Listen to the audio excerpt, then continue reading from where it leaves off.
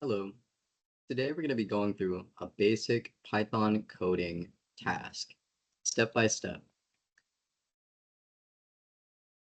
First thing is we're going to look at some basic vocabulary associated with Python programming.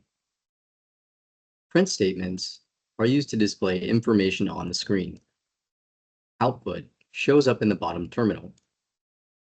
By using the print function, you can output text, numbers, or any other data type, making it useful for debugging purposes. Comments begin with a hashtag. You can quickly comment or uncomment lines of code by selecting them and pressing Ctrl+// on Windows. Python makes math operations simple and powerful. In Python, we achieve this with basic arithmetic operators. These operators include addition, subtraction, multiplication, which is signified with an asterisk, and division, or a /. You can uncomment or take out a piece of your code quickly by placing the hashtag symbol in front of a given line of code. Data types are the building blocks of programming. In Python, we categorize data into types to make it easier to manipulate and operate on. Some of these data types include integers, which are they're simple whole numbers that can be positive or negative. Floating point numbers, also known as floats, are numbers that contain a decimal point. Strings are sequences of characters used to represent text. Also important to note, strings must be enclosed within quotation marks. Booleans are a special data type that can either be true or false. In Python, we can store data using variables. To declare a variable, you simply give or assign it a name, insert an equal sign. Then on the right-hand side, you place the value you want to store inside your new variable. Python users can easily access and display data stored inside of these variables. So moving on to the task, we're going to be verifying some simple data types. The task asks us to verify the details of a new product added to a grocery store system using membership operators and type comparisons. Use membership operators to check if the substrings raw and imported are in the description variable. Then we're going to assign the results to the Boolean variables contains raw and contains imported. We're going to use the type function to check if price is a float and count is an int, which should return Boolean values to us in the terminal. Then we're going to assign the result of these type checks to price is float and count is int.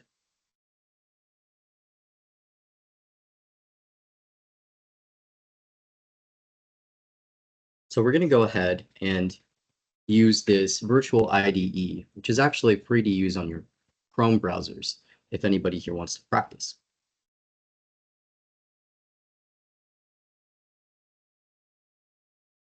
We're going to start out with a comment, just so that we have a good clean script to read from. It's always important to insert comments. That way, anybody who reads your code can easily see what it is the following blocks of code are trying to accomplish.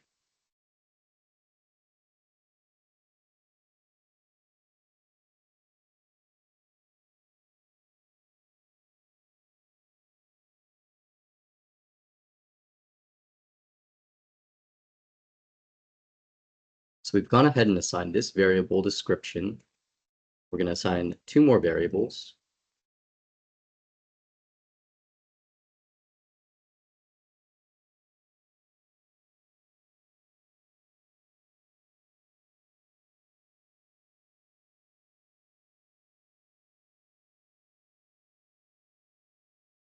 We'll start another comment there. We're going to go ahead and check if contains raw is in the description by assigning a new variable here.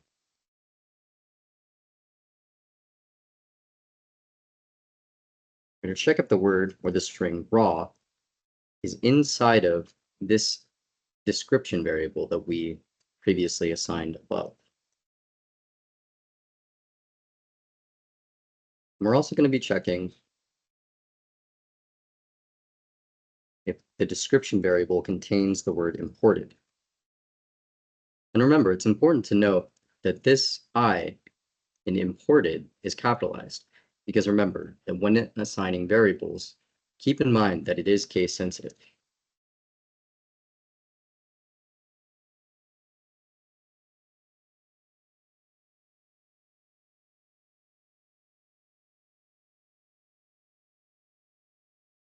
Print results.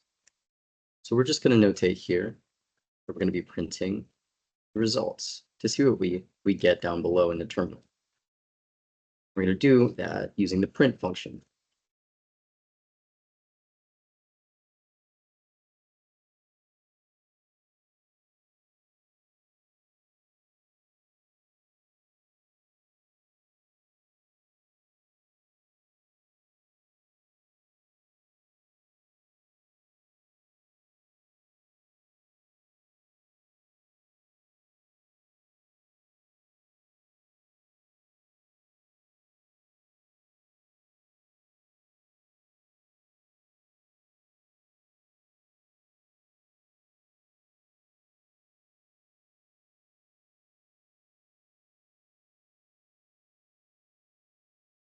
So when we run this code, you'll see that it returns with two Boolean values, which can either be true or false. In this case, the strings raw and imported are contained within this string right here, stored in the description variable. So the next thing we're going to do, referring back to the task instructions, is we're going to go ahead and use the type function to check if price is a float and count is an integer.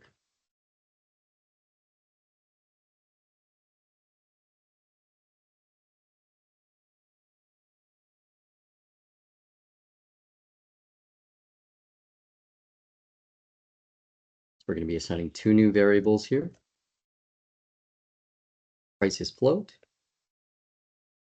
and price is integer.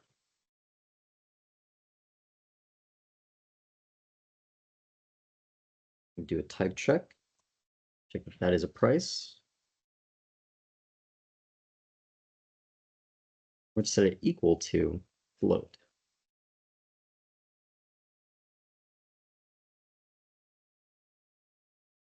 We're going to check this is a count, and it's equal to an integer. And then we're just going to print the results to check our answers.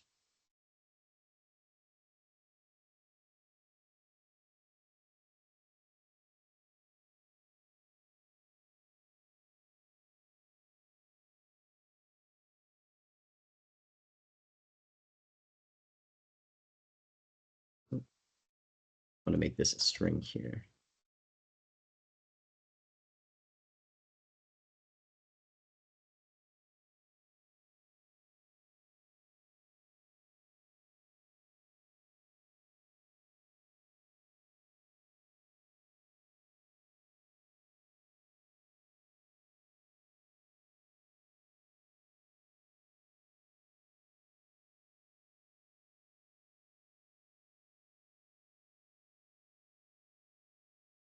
All right, we're going to go ahead and run that.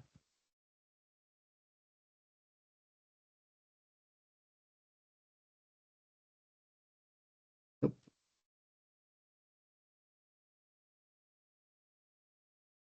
There's an error right there. There we go. So if you see here, the Boolean returns that we got for is price a float is true. Sorry, it's false.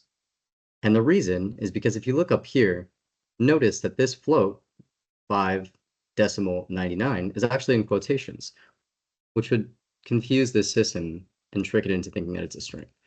So what we're going to do is we're going to remove those quotation marks. And if you see the color changed, that it was highlighted in. And so we're going to run this again, and now it should recognize this as a float, which is simply a number that contains a decimal. And then if you can see down here in the terminal, that statement is now true. All right, that concludes task number 1. Thank you for watching.